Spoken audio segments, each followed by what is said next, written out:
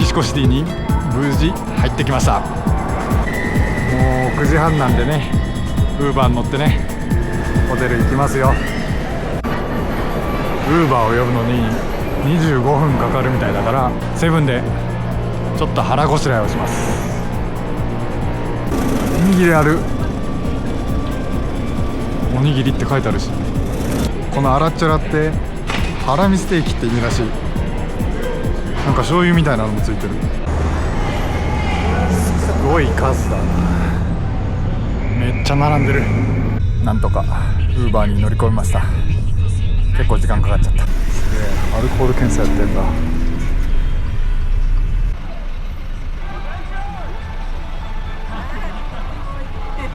ホテル到着しました。シェラトンです。The room is on 10th floor, main tower in this elevator. Welcome. おお、これはすごいね。アップグレード。独立した洗面台と、こちら湯船までついちゃってるよ。いいね。豪華豪華。かなりお部屋が広いので、それが伝わるかしら。スタンダードなダブルルームからスイートにアップグレードしてくれたみたい。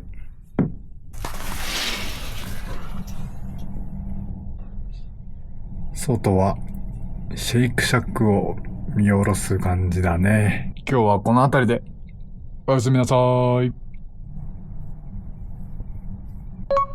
おはようございます。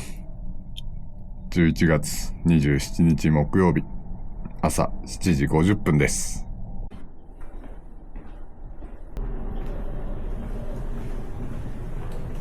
18階クラブラウンジで朝飯です。いいね。すごいね、揃ってるね。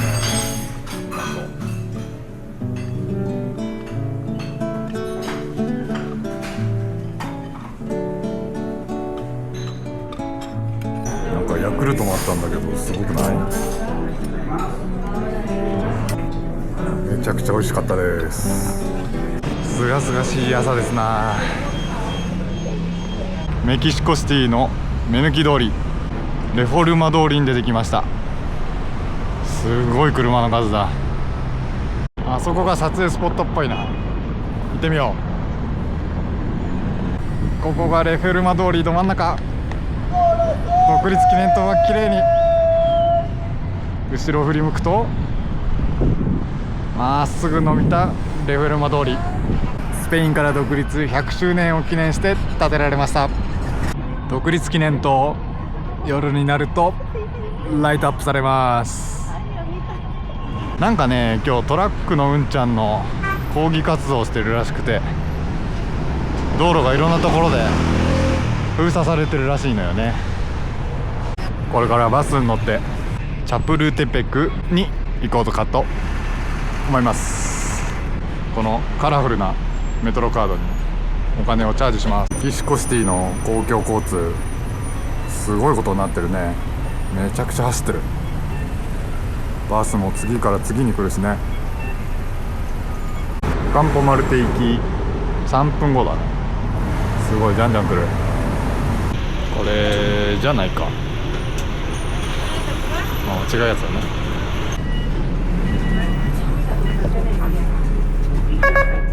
OK。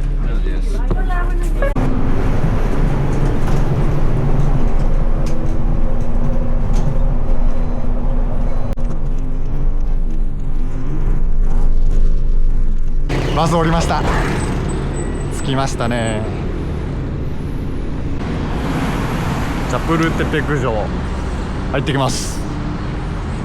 目の前に修学旅行かな。すごい子供たちたくさんいるね。こちらのチャペルテペルク公園、1700エーカーあって美術館とか動物園も中に入ってるらしい。上野動物園って感じ。大量の子供たちと一緒にチャテルペルク城入ってきます。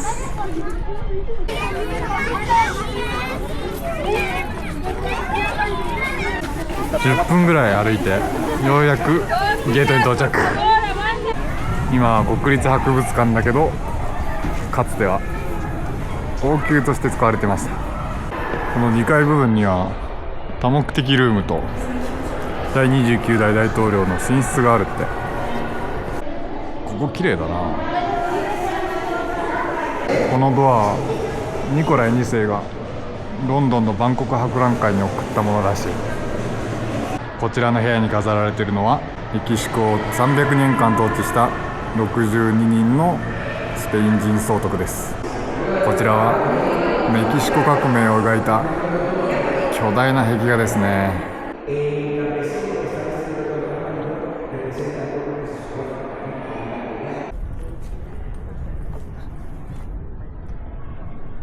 おー、すげえ。あそこの奥に独立記念塔が見えるってことは、このビルとビルの間をさーっと行ってるのがレフォルマ通り。こっからの方がよく見えますね。モニュメントの間から一本まっすぐ伸びたレフォルメ通り。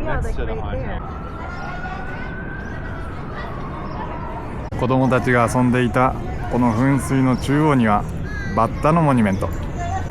こちらのお城を直訳するとバッタの丘の場所という意味になるそうです。ここから庭園か。庭園ですね。綺麗に整備されてます。どでかいステンドグラス、1900年パリで作られたそうです。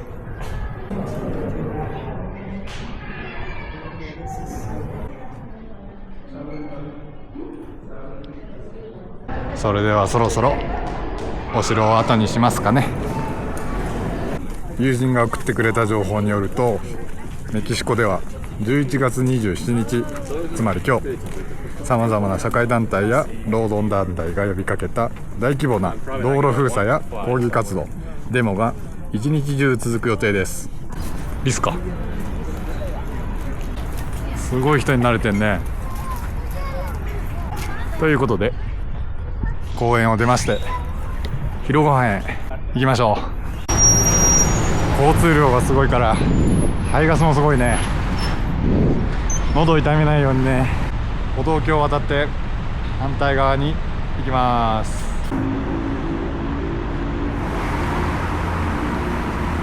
Google マップから近場で良さげな店を見つけました。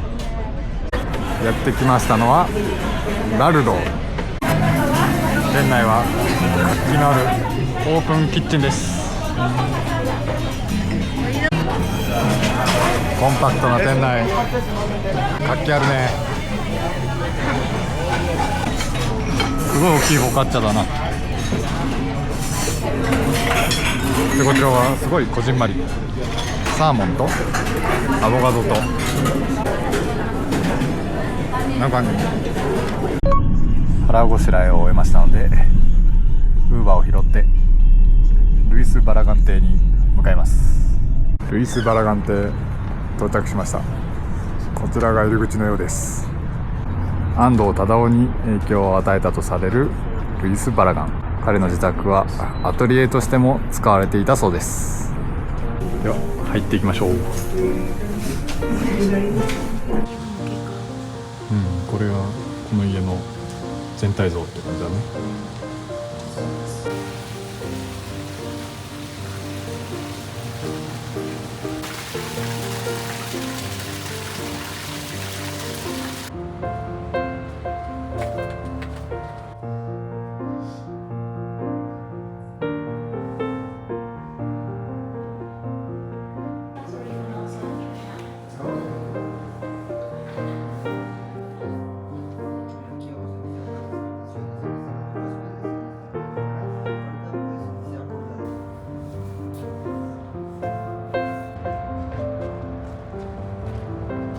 いいね。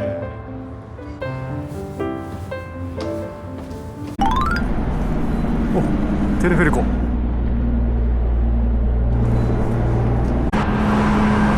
ロープウェイどっからどこまで行くんだろう。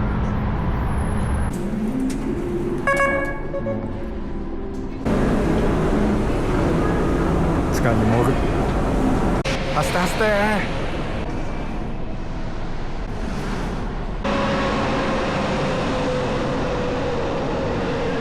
我らがシェラトン帰ってきました。一休憩します。ラウンジでご飯食べたら夜はもうすっかり暗くなって。おはようございます。朝です。豪華な朝飯ですよ。この辺りはメキシコ感出てるよね。豆のペーストとトルティーヤとスクランブルエッグに牛肉が入ってるのかな。今日はメキシコシティの南の方、メキシコ国立自治大学に公共交通乗り継いでいきます。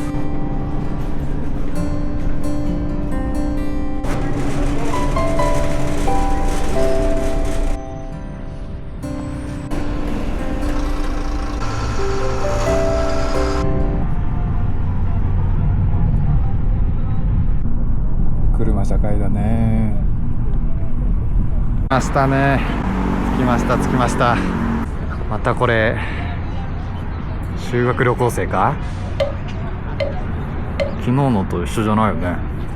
メキシコで最も歴史のある大学で、こちらのメインキャンパス2007年に世界遺産登録されています。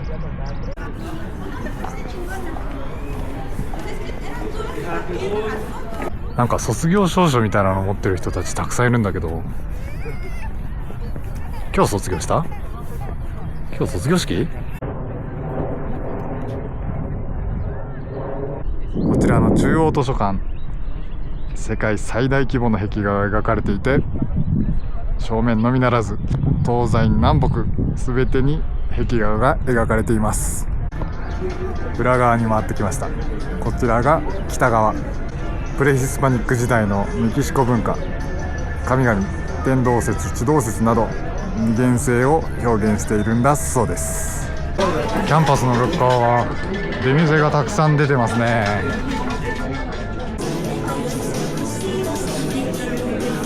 なんか大学じゃないみたい。これ今左側から来たんだけど、ずーっとあっちまでっていう店が出てます。ただの平日なんだけどね。芝生も綺麗に管理されてていいですな。こちらは手と鉛筆という壁画ですね。左側にメキシコの主要な歴史的出来事の年代が記されています。次は道挟んで反対側のスタジアムに行こうかしらね。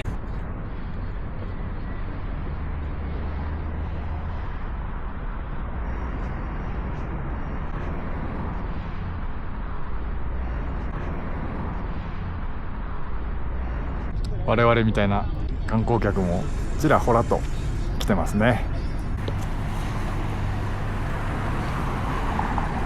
おしゃれエリアに入ってきて、道が石畳になりでこぼこ。なんだろうねこれ。着きました。サックス、こちらで昼飯をいただきます。なかなか良さげの雰囲気なレストランですね。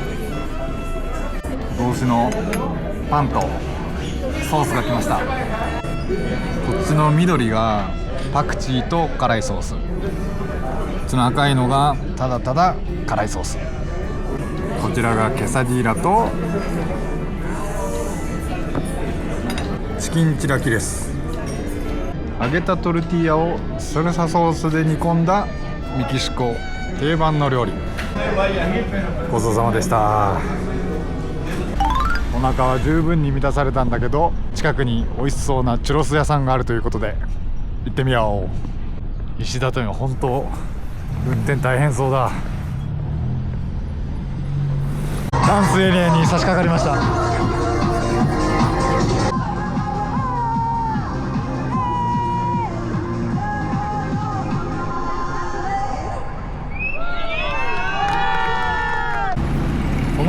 結構歴史的建造物がたくさん残ってる感じ。うわ、ボロボロな車。シ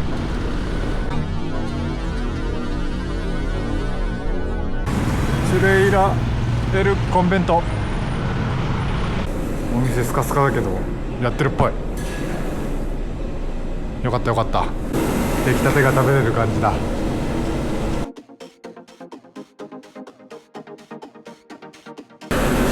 チュロス作ってるとこ初めて見た。お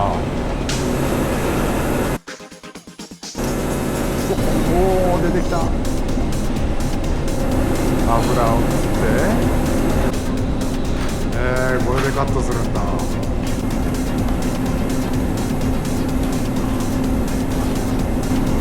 う出来たてのチュロスです。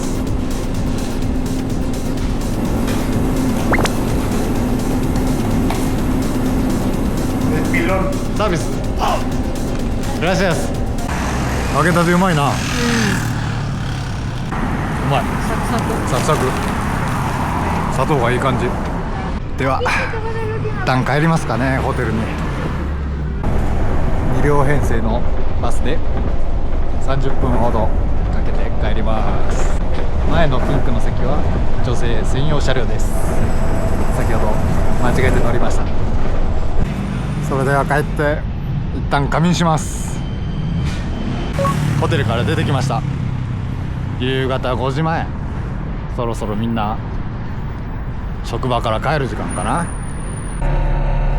渋滞がやばすぎるね。さっきから全然進まない。歩いてった方が早かったか。これから革命記念塔に行ってみたいと思います。おお、見えてきた見えてきた。なかなかでかいな、革命記念塔。近くに来てみるとさらにでかい。高さ67メートル、世界一高い凱旋門と言われています。この独立記念塔、共和国広場に位置しているんだけど、こうやって若者がダンスをしていたり、いろんな人がくつろぐ憩いの場となってます。賑やかだな。ここはひたすら路面店が続くね。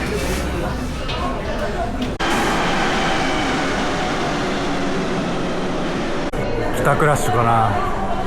すげえ人の数だ。半端ねえ混んでた。メキシコの人は東京の満員電車行けるね。さあやってまいりました。ベジャス・アルテス宮殿。でかいね。メキシコシティに位置するオペラハウスです。なんと竣工以来、この建物の重さによって毎年数センチずつ地面に沈んでってるんだって。建物自体はイタリアから直輸入された白大理石を使っていて超豪華なんだけど、中の壁画も巨匠たちが描いていて超有名らしい。正面階段から上がって、すごいね。天井も高くて立派な内装でしょ。前来た時は青いので囲まれてなかったんだけどね。どっから出たらいいんだ。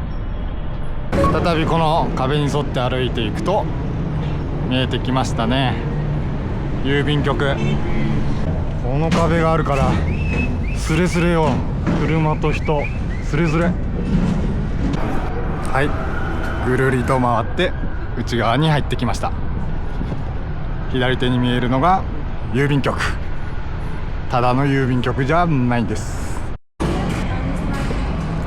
内部はこんな風になっていて、世界一美しい郵便局と言われているんです。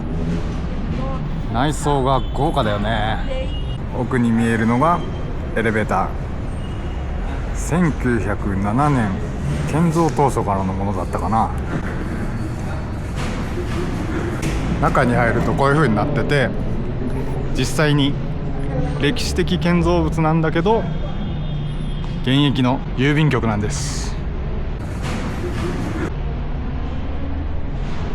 みんな郵便物出してるね。日が沈んできちゃったけど、暗くなりきる前に広場を目指そう。5月5日通り、宮殿からまっすぐ歩いてくると見えてきましたね、ソカロ広場。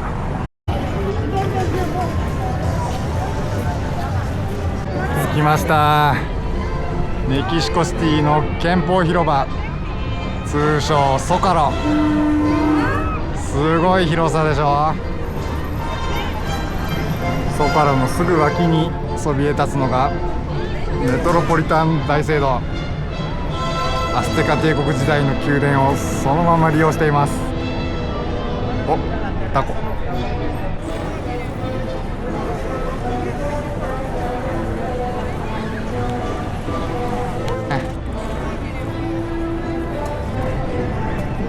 あっちの賑やかの方から帰ろうか。ライトアップが美しい。いやー、渋滞すごかったね。おはようございます。今日はこの旅の一番の目的地、ティオティワカン遺跡に行きます。レフォルマ通り、今日は歩行者天国になってるね。何かあるのかな。週末になるとこうやってランナーがたくさん走っております。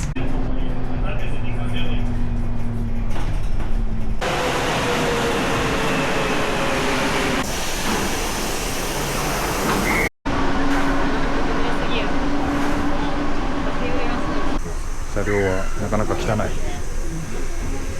ターミナルセントラルでオートバセズでノルテ、北口バスターミナルに着きました。ここから長距離バスに乗れるはず。このバスターミナルでかいね。まずはバス会社探さないと。ありました、オートバセズティオティワカン。ここでバスチケット買います。ゲート8番から3分後に出るって。急がないと。乗り込んでいく。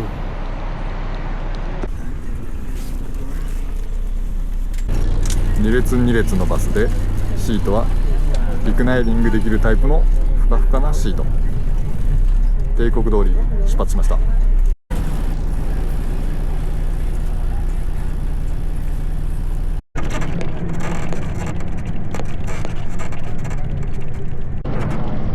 厳しいな。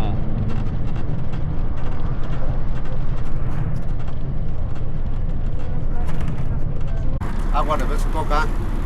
Una coca con refresco con agua. Una coca con refresco con coca. 来ました。ティオティワカン、少し手前で降ろしてもらったって感じなのかな。ティオティワカンの入り口っぽいところにたどり着きました。ここがチケットの列みたい。全然並んでない。サクッと買えそうだ。人数だけ伝えてサクッとチケット買いました。1人100メキシコペソ。早速正面に太陽のピラミッド姿を現しました。合ってないね。もしかしたら登れないかも。トルコリノベイテッドバイターキッシュコーポレーション。まだちょっと朝早いからかな。仲見世通りシャッターが閉まってますね。でかいね。想像の 2.5 倍。太陽の塔とても大きいです。これがメイン通りってことだよね。ここから入ってきたのか。でこれが太陽のピラミッドだ。こちらが死者の大通り。南北を貫く全長4キロのビッグストリート。よいしょよいしょよいしょっと。みんなあそこで記念撮影して終わりなのかな。わしは近くまで行くぜ。近づけば近づくほどピラミッドの大きさが際立つね。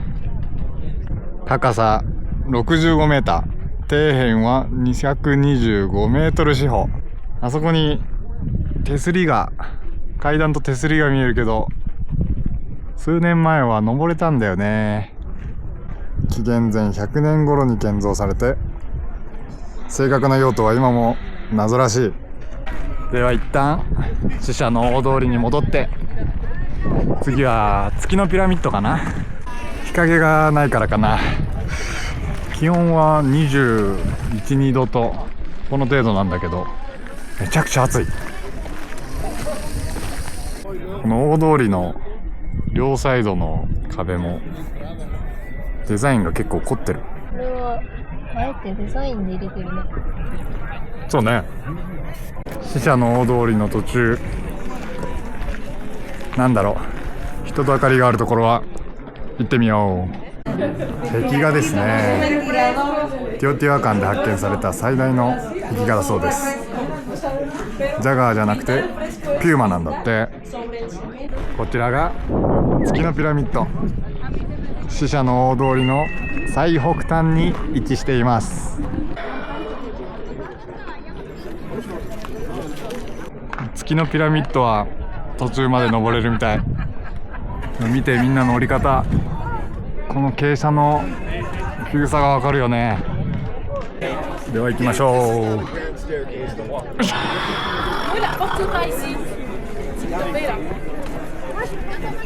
上がってきました。いい景色だね。正面に死者の大通りで、少し左手に見えるのが太陽のピラミッドですね。さあ、皆さん必死に上がってきます。頑張って頑張って。月のピラミッドも登れるのはこの中段までですね。ここから先は立ち入り禁止です。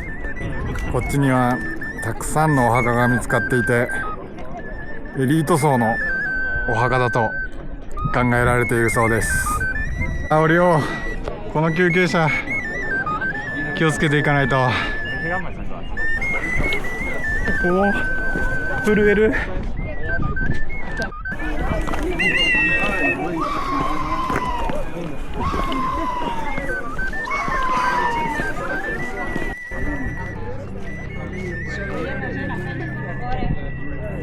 これがエリート神官のお家ね。住居兼儀式の施設だったそうです。そしてこの支柱に刻まれた鳥と蝶の神が非常に精巧で素晴らしいというのが特徴でございます。壁画の保存状態が非常にいいね。当時の色彩が残ってる。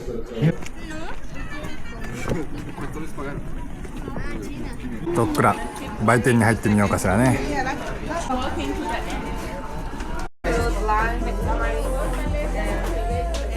あまりに美味しそうだったので、白熊くん的なアイスゲットします。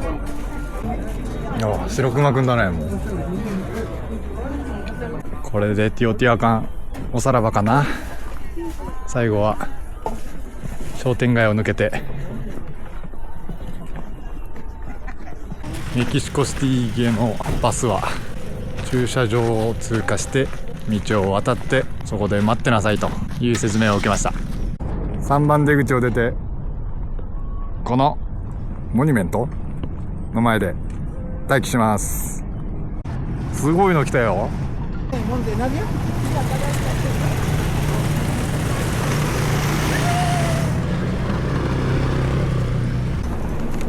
2台来た。セントラルデノルテって書いてあるから、多分これでいいんだと思う。乗った瞬間すぐ出発。